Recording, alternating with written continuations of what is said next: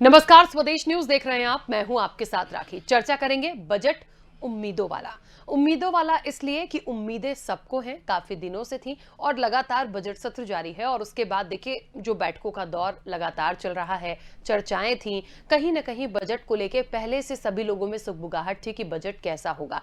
दूसरी बात सबसे बड़ी कि एक खास बात यह है कि पेपरलेस बजट, सेंट्रल बजट भी हमने देखा, वो भी कुछ ऐसा ही आया था। एमपी का जो बजट है वो भी पेपरलेस होगा। तीसरी सबसे बड़ी बात कि कोविड के एक टाइम को निकालने के बाद ये बजट कितना प्रभाव डालेगा, कैसा होगा, कितनी राहत पहुंचाएगा।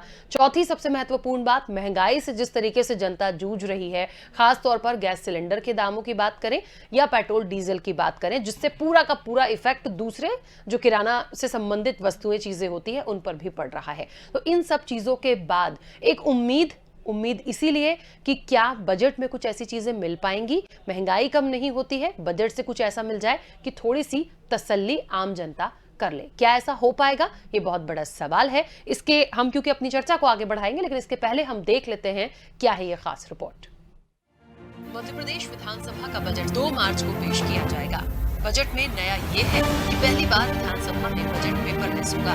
प्रदेश का इस बार का बजट पिछले साल के मुकाबले 10% तक ज्यादा रहेगा। उम्मीद है कि इस बार का बजट 2,40,000 करोड़ रुपए तक का हो सकता है।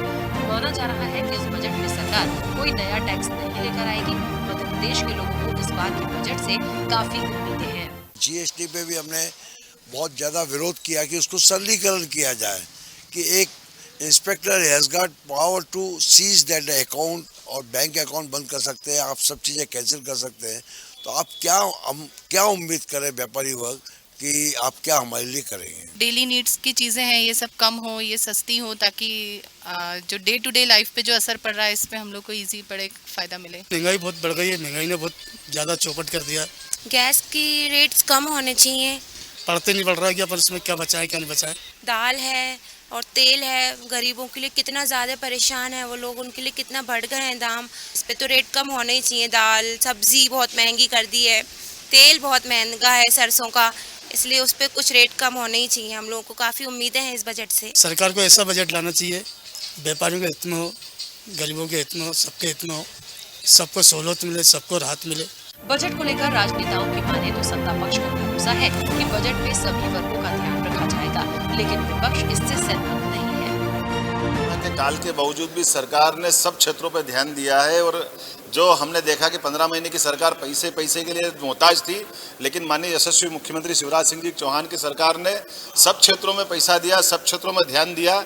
और मुझे पूरा भरोसा है कि वो उच्च शिक्षा पे उसी प्रकार से ध्यान देंगे। नहीं होगा ये कहीं ये टैक्स कहेंगे कि नहीं लगाएंगे, लेकिन इनका वैसा ही है कि 2% का टैक्स जो सेंट्रल गवर्नमेंट ने लगाया था, ये बताया था कि डीजल पेट्रोल पर नहीं बढ़ेगा, वो बढ़ा, वो लगातार बढ़ रहा है।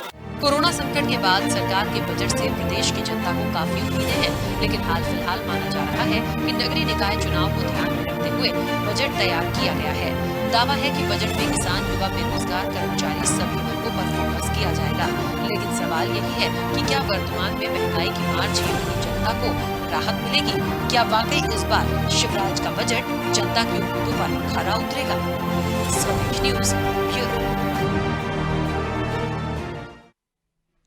तो देखा आपने बजट उम्मीदों वाला, और एक बड़ा सवाल कि क्या वाकई जनता की उम्मीदों पर यह बजट खरा उतरेगा। बहुत सारे सवाल हैं, सवालों के जवाब भी लेंगे। स्टूडियो में कई मेहमान हैं। सबसे पहले आपका परिचय कराते हैं। कांग्रेस का पक्ष रखने के लिए हमारे साथ बृजभूषण नाथ जी हैं। बहुत स्वागत बृजभूषण नाथ जी चर्चा में शामिल होने के लिए। बीजेपी का पक्ष रखने के लिए राजेंद्र जैन जी हमारे साथ हैं। राजेंद्र जी, आपका भी बहुत स्वागत है। सही करिए, राकेश जैन अनुपम। अच्छा, राकेश जैन अनुपम जी हमारे साथ हैं बीजेपी का पक्ष रखने के लिए। आपका बहुत स्वागत चर्चा में शामिल होने के लिए। और आपको बता दें, राजनीतिक विश्लेषक के रूप में कल्पना शर्मा जी हमारे साथ हैं। कल्पना जी, आपका भी बहुत स्वागत है। चर्चा की शुरुआत सबसे पहले राकेश जी आपसे करना चाहूंगी। क्या लगता है, बजट उम्मीदों वाला, बहुत सारे लोगों को सुना, वही उम्मीदें पहले भी थी और महंगाई के बाद थोड़ी सी और उम्मीदें बढ़ गई हैं, कितनी राहत मिल सकती है या सरकार दे सकती है? देखिए, बहुत अच्छा प्रश्न है आपका।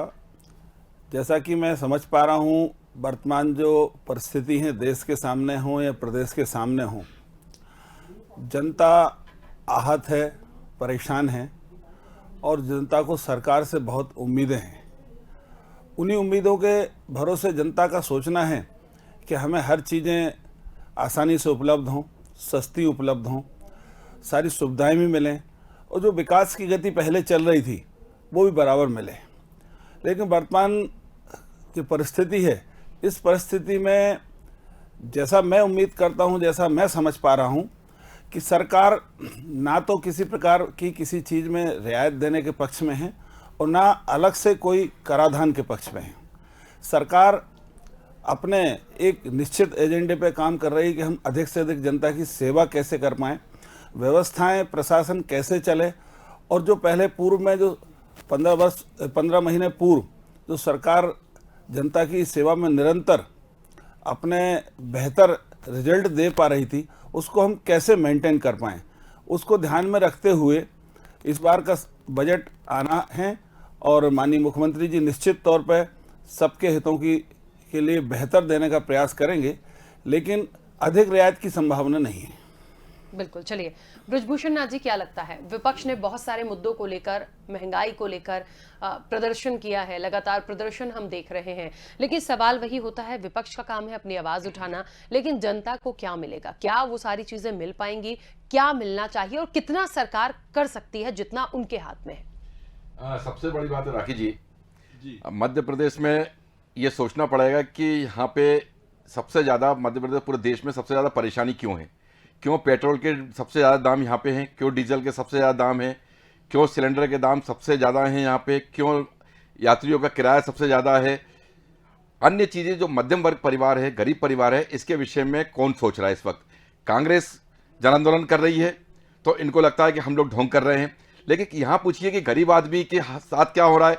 लाखों मजदूर पलायन करके मध्य प्रदेश आए हैं, जो अभी तक अपने पलायन करके अपने रोजगार के लिए वहाँ पे नहीं गए, बिना रोजगार के यहाँ बैठे हुए हैं, जिनके खाने के लाले पड़े हुए, रोज आत्महत्याओं का आप सिलसिला मध्य प्रदेश में देख रहे हैं। शिवराज सिंह चौहान जी से मध्य प्रदेश में जो जनता को उम्मीद है, मैं निश्चित तौर पर एक बात जानता हूँ कि ये शिवराज सरकार केवल घोषणा सरकार के रूप में काम कर रही है। जीएसटी के मामले में आप देख लीजिए, आज तक लोग जनता, आम व्यापारी ये बोल रहा है कि जीएसटी में संशोधन करना चाहिए। 3 साल से लगातार संशोधन पे संशोधन कर रहे हो, जीएसटी अब तक क्लियर नहीं हुआ। यहां तक कि चार्टर्ड अकाउंटेंट को भी ये नहीं मालूम कि जीएसटी में कैसे समाधान होगा और कैसे प्रावधान किया जाएगा। लोगों को आप टैक्स के रूप में मारे जा रहे हो। शिवराज सिंह चौहान जी को सबसे पहले मध्य प्रदेश में वेट कम करना चाहिए, लोगों को राहत देना वहां से स्टार्ट करना चाहिए, डीजल में और पेट्रोल में। अगर ये राहत इन्हें सबसे पहले दे दी शिवराज सिंह चौहान जी सरकार ने, तो आप ये मान लीजिए कि आम नागरिकों को जो सब्जी, फल, दूध की जो बात हम लोग कर रहे हैं, यातायात की जो बात कर रहे हैं, वो सस्ता हो जाएगा और तब जाके राहत मिलेगी। लेकिन मैं जानता हूं शिवराज सिंह चौहान जी ये काम करेंगे नहीं, जनता पे और लगातार टैक्स ठोकते जाएंगे और लगातार बोझ पे कर्ज के तले इस प्रदेश को दबाते जाएंगे। अभी तक आप देख लीजिए 18,000 करोड़ रुपए कर्ज ले लिया शिवराज सिंह चौहान ने। हम कह रहे हैं कि एक बार कर्ज और ले लीजिए, लोगों को रोजगार की बात करिए। सबसे पहले जरूरत है आज की तारीख में कैश में मध्य प्रदेश में रोजगार की स्थिति मध्य प्रदेश सबसे ज्यादा खराब है।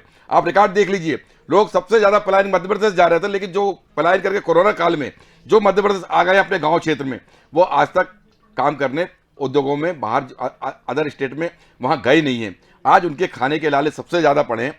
हमारा एक मांग है, मध्य प्रदेश कांग्रेस से हम लोग एक मांग कर रहे हैं कांग्रेस की तरफ से कि जितने बेरोजगार हैं उनका डाटा लेके आइए, उनको कम से कम नगद के रूप में 6,000 प्रति माह तो देने का आप काम करिए।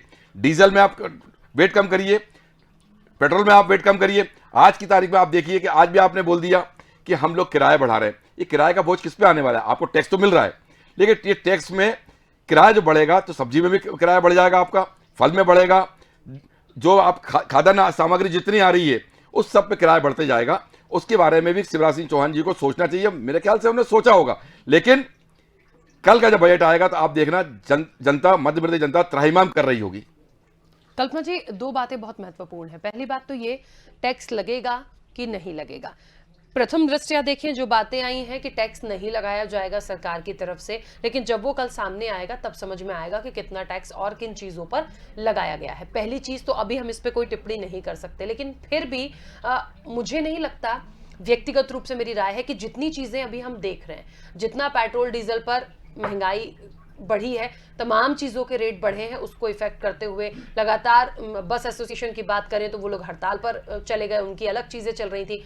इन सब को देखते हुए ऑलरेडी तो चीजें इतनी महंगी हो चुकी हैं, अब आपको लगता है कि सरकार और टैक्स यदि लगाने का सोचती है तो फिर सीधी सी बात है कि जनता के लिए कुछ भी नहीं सोचा जा रहा? बिल्कुल राखी जी, जनता की अगर बात की जाए तो वो चाहे पार्टी किसी की भी हो, वो हमेशा बजट से एक उम्मीद जिस तरह से लगा के बैठती है। और लास्ट में जिस तरह से अभी दिल्ली में जो बजट पेश हुआ उसमें भी हमें देखने को मिला कि उम्मीदें कितनी थी, लेकिन लास्ट में ढाक के 3 पात वाली स्थिति रही।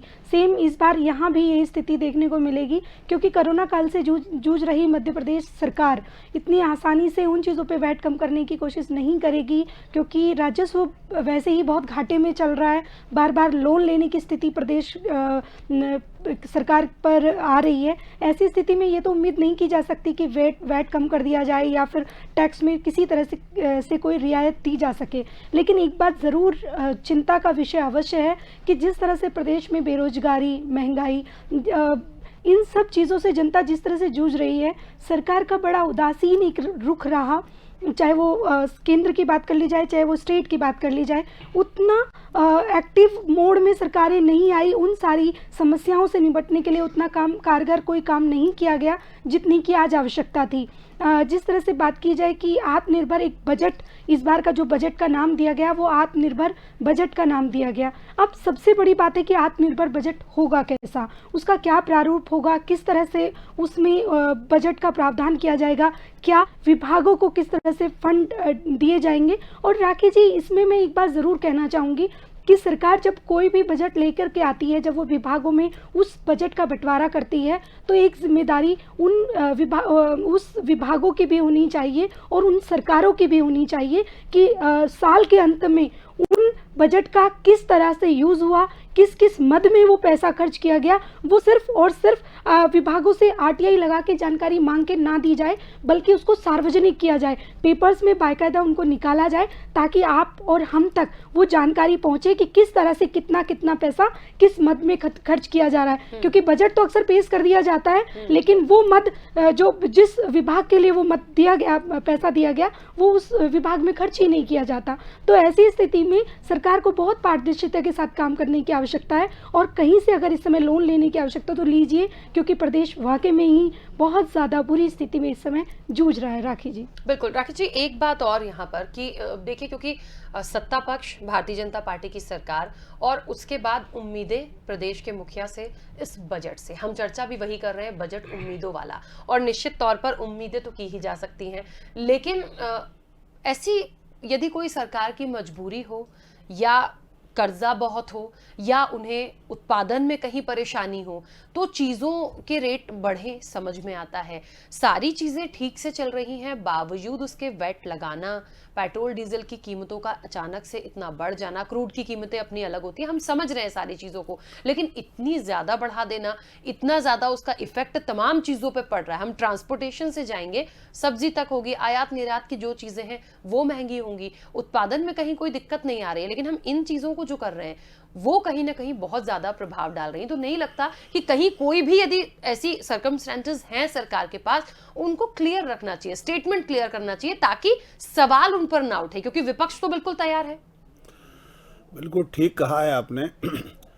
देखिए, जो जन कल्याण के कार्य हैं वो मध्य प्रदेश की सरकार के कार्यों की पहले भी आपने देखा, विश्व बैंक से लेके वो पूरे प्रदेश के अन्य प्रदेशों की सरकारों ने, साथ में केंद्र सरकारों ने निरंतर किया है कि जिस प्रकार की जन कल्याण कार्य मध्य प्रदेश की सरकार द्वारा पूर्ववत लगातार किए जा रहे हैं। अब आप देखिए, जब हम 2 रुपये किलो गेहूं बांटेंगे, 2 रुपये किलो चावल बांटेंगे, राशन बांटेंगे, इसके अलावा आप स्वास्थ्य की सेवाएं बेहतर देंगे, सड़कें बेहतर देंगे, अच्छे स्कूल की व्यवस्थाएं देंगे, और विभिन्न प्रकार की कम से कम 100 से अधिक ऐसी योजनाएं हैं, चाहे गरीब कल्याण के विषय में, चाहे मकानों वाले विषय हो, चाहे सबको आवास देने वाली विषय हो, हर क्षेत्र में, चाहे आंगनबाड़ियों के माध्यम से, कोई क्षेत्र नहीं है आप एक क्षेत्र। ये सबसे अच्छी बात यह है कि मध्य प्रदेश सरकार का जो बजट है उसका 50% पैसा तो गरीबों पर ही खर्च किया जाता है, और आपने देखा कि 15 साल जब बीजेपी की सरकार रही तो उस दौरान आपने देखा कि हमारे प्रदेश का जो ग्राफ है विकास के मामले में निरंतर आगे बढ़ा है और सबके लिए काम हुए हैं। जब हमें सबके लिए काम करना है तो आपने कभी देखा हो कि हमारे 15 साल के कार्यकाल में कभी ओवरड्राफ्ट की स्थिति नहीं आई, ऐसी स्थिति नहीं आई कि किसानों के लिए कोई चीज़ की घोषणा कर दी गई हो और उसको पैसा ना दिया जाए। इस प्रकार की किसी भी कोई योजनाओं में, जैसे हमारी कल्पना बहन जी ने बिल्कुल ठीक कहा कि पारदर्शिता से काम होना चाहिए। ये आईटी युग है। आपने पिछले 15 साल के कार्यकाल में किसी प्रकार का कोई आप हमारे ऊपर आरोप लगे हुए कोई घोटाला सिद्ध हुआ हो तो आप बताइए। और जबकि पूर्ववर्ती सरकारों में क्या होता रहा है वो आपके सामने, चाहे उनकी केंद्र की सरकारें रही हों चाहे राज्य की सरकारें रही हों। मध्य प्रदेश की जो सरकार है सबका साथ, सबका विकास और सबका विश्वास अर्जित करके ही आगे काम करेगी। इसलिए जो मैंने पूर्व में कहा कि ना तो रियायत होगी ना कोई टैक्सेशन होगा, लेकिन वो एक एक पैसे का पाई का हिसाब हमारी सरकार का ये घोषणा पत्र में है कि अगर हम ऊपर से किसी योजना के लिए 1 रुपये भेजें तो उस योजना तक 1 रुपये का पूरा रुपये वहाँ पे खर्च हो। और आप चाहे आरटीआई है, चाहे आप विभाग के द्वारा निरंतर उस पर मॉनिटरिंग होती है और कार्य निष्पादन में पूरी पारदर्शिता रखी जाती है। और अगर कहीं कोई भी गड़बड़ी आती है तो जनता जनार्दन उसकी मालिक है और हमारे पत्रकार बंधु भी उसके मालिक हैं और विपक्ष का अपना काम है। अगर कहीं वो लगता है कि हम लोग गलत कर रहे हैं तो आप अपने सुझाव से हमारी विधानसभा को अवगत कराइए, चाहे विधानसभा के माध्यम से अवगत कराएं, चाहे मंत्री स्तर पर अवगत कराएं, चाहे माननीय मुख्यमंत्री जी को अवगत कराएं, तो उसमें जो गलती होगी उसमें सुधार निश्चित होगा। और यही एक लोकतंत्र की स्वस्थ परंपरा होती है कि अगर कहीं देखने में कोई चीज़ छूट रही है तो आपका जवाबदारी बनती है कि अच्छे विपक्ष की भूमिका निभाइए और हम उसमें सहयोग लेंगे आपका। चलिए ब्रजभूषण नाथ जी, कांग्रेस ये पूरा धर्म निभा भी रही है। सदन में थोड़ा सा हंगामा, थोड़ा शोर शराबा, सड़कों पर प्रदर्शन, महंगाई को लेकर हम देख रहे हैं, लेकिन बजट सिर्फ महंगाई को कम करने के लिए नहीं, बजट में बहुत सारे सेक्टर्स को फोकस किया जाएगा। बजट में तमाम चीजों के लिए बात रखी जाएगी और कोशिश कह सकते हैं कि कुछ ऐसी हो सरकार की कि जनता को राहत पहुंचे।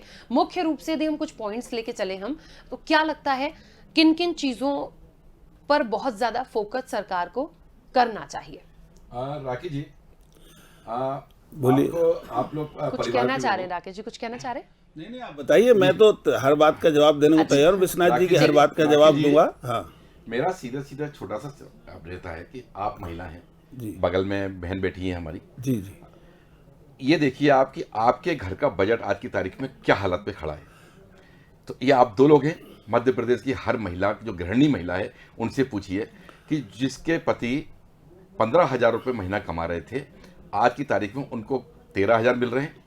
जहां 10,000 रुपये में आप घर चला रहे थे, आज 14,000 में आपका घर चल रहा है। मतलब 1,000 रुपये प्रतिमाह कर्ज में आप डूबते जा रहे हो। मैं राकेश जी मेरी बात खत्म हो जाने दीजिए प्लीज।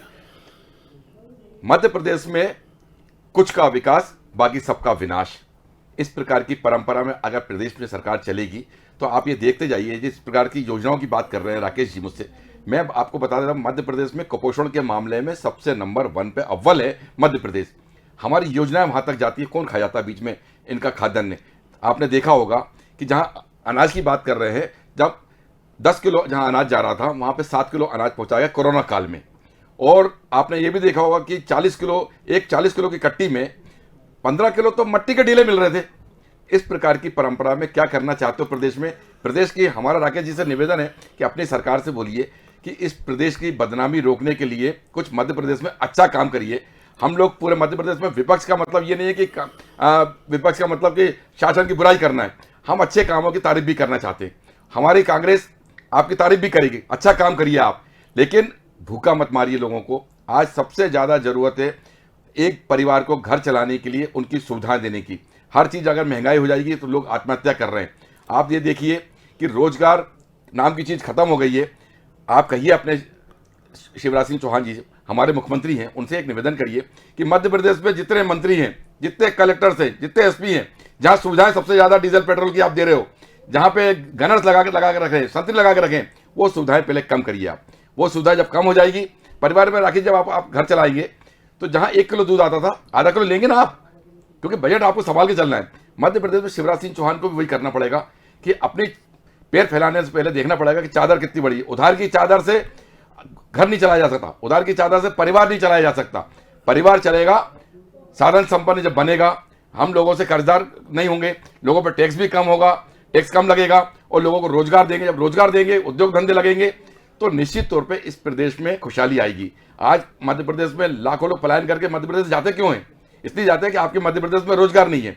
पढ़ाई के लिए मध्य प्रदेश छोड़कर अदर स्टेट में क्यों जाते हैं? क्योंकि यहाँ शिक्षा का स्तर मध्य प्रदेश में दिन ब दिन गिरता जा रहा है। व्यापार जैसे घोटाले में लोग पूरे देश में विश्वास करना नहीं चाहते। तमिलनाडु और केरल में आपके मध्य प्रदेश की एक भी मार्कशीट लेना वो वैध नहीं मानते। वो बोलते हैं कि कैसे पढ़ के आए हो, आप नकल करके आए होगे। इस प्रकार की मध्य प्रदेश की स्थिति 15-20 साल में हम लगातार देखते आ रहे हैं। 15 महीने की सरकार में कमलनाथ जी प्रयास कर रहे थे लोगों को रोजगार देने की, लोगों को यहीं पे एस्टेब्लिश करने की, जो लोगों को रास नहीं आया। और इसी प्रकार टैक्स बढ़ाना, लोग टैक्स से धीरे धीरे मध्य प्रदेश, राखी जी आप नोट कर लेना कि ये डूब जाएगा प्रदेश। और यहाँ पे आपको तनख्वाह मिलेगी 25,000 रुपये और टैक्स में जाएगा 20,000 रुपये, 5,000 भी आप घर लेके नहीं जा पाएंगे। ये मध्य प्रदेश की हालत होने वाली है। अच्छा ब्रजभूषण नाथ जी, आपको क्या लगता है कि सरकार यदि चाहे तो पेट्रोल डीजल के दाम कम कर सकती है? क्यों नहीं कर सकती? राजस्थान क्यों नहीं कर रही? अच्छा, इसकी वजह बताएंगे, क्यों नहीं करना, क्यों नहीं चाह रही? ये तो मैंने आपको बता दिया कि कुछ लोग का विकास, बाकी सबका विनाश। उन्हें कोई परवाह नहीं है, भूखे मर जाएं, टैक्स पे टैक्स थोपे जाएंगे, वेट पे वेट लगाए जाएंगे। कोरोना काल में ऐसा नहीं है कि कोरोना काल में मध्य प्रदेश अकेले डूबा है। राजस्थान में, असम में अगर कम कर दिया ना, असम सरकार ने पेट्रोल वेट कम किया है 5-600 रुपए। शिवराज सिंह चौहान जी कल करते हैं वेट कम। चलिए ठीक है, दूसरी गवर्नमेंट्स क्या कर रही हैं और आगे क्या होगा, ये बहुत रोचक भी सवाल है। और बजट के बाद तो स्थितियां और क्लियर हो जाएंगी कि आखिर सरकार ने क्या दिया है। कल्पना जी, इसी सवाल को आगे बढ़ाऊंगी क्योंकि आम जनता से जुड़ी हुई चीजें हैं और बहुत प्रैक्टिकली हम समझते चलें कि किसके हाथ में है। यदि टैक्स बढ़ता है या पेट्रोल डीजल पर आप लगातार वेट टैक्स की बात करें, देखिए सेंट्रल की चीजें अलग हैं, स्टेट गवर्नमेंट जितना स्टेट गवर्नमेंट के हाथ में, यदि वो कम कर सकती है और उसको कम करने के बाद यदि 5 रुपए भी कम होते हैं, 4 रुपए भी कम होते हैं, तो कुछ फौरी राहत तो है जनता के लिए। वाहवाही तो बराबर से मिलेगी और जनता को भी राहत मिलेगी। क्या कर सकती है सरकार, और यदि नहीं करना चाहती है करने के बाद भी, तो क्या वजह मानी जाए? देखिए, करने को तो सेंट्रल गवर्नमेंट ने तो ये कहा ही है कि स्टेट पर निर्भर करता है कि वो वैट कम करे और अपने प्रदेश की जनता को राहत पहुंचाने का कार्य उनका खुद का है। तो सरकारें चाहें तो इसमें कोई शक नहीं कि वो कर सकती है, लेकिन करना क्यों नहीं चाहती? क्योंकि राजस्व बढ़ाने का कोई और रास्ता इस समय शराब और पेट्रोल डीजल इनके अलावा सरकार के पास दूसरा कोई और साधन नहीं है।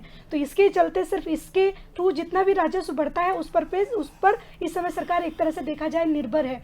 वहीं बेरोजगारी दिन पे दिन जिस तरह से हावी होती जा रही है, ये बात सच है कि ये बहुत ज़्यादा चिंता का विषय है जिस पर सरकारें अंकुश नहीं लगा पा रही हैं, ना वो बेरोजगारी पर रोक लगा पा रही हैं। लेकिन क्योंकि पेट्रोल डीजल के रेट बढ़ाएंगे तो सिंपल सी बात है, उससे जुड़ी हुई हर गृहिणी के बजट से लेकर हर चीज़ पर उसका असर पड़ता है। कोरोना काल से वैसे ही प्रदेश जूझ रहा है, आम जनता भी परेशान है क्योंकि नौकरियां उनके पास नहीं है। सरकारों को अब कोई कठोर कदम ज़रूर उठाना चाहिए, हर जनता तक उनकी ज़रूरतों की चीज़ें तो कम से कम सुविधा अनुसार उन पे मुहैया हो सके। लेकिन प्रॉब्लम सिर्फ फिर वही आती है क्योंकि राजस्व आप देख रहे हैं विभागों में सैलरी, सरकारी विभागों में अब तक सैलरी नहीं दी गई है, क्योंकि इसी के चलते नगरीय निकाय चुनाव भी इन्होंने आगे पीछे बढ़ाने की योजनाएं चलाई गई क्योंकि प्रदेश के पास पैसा नहीं है। सेंट्रल से कितनी बार आप लोन लेंगे, क्योंकि पुराना जब हिसाब मांगा जाता है तो स्टेट गवर्नमेंट दे नहीं पाती। ऐसी स्थिति में ये होता है कि वहाँ से भी जितना बजट मांगा जाता है उतना होता नहीं,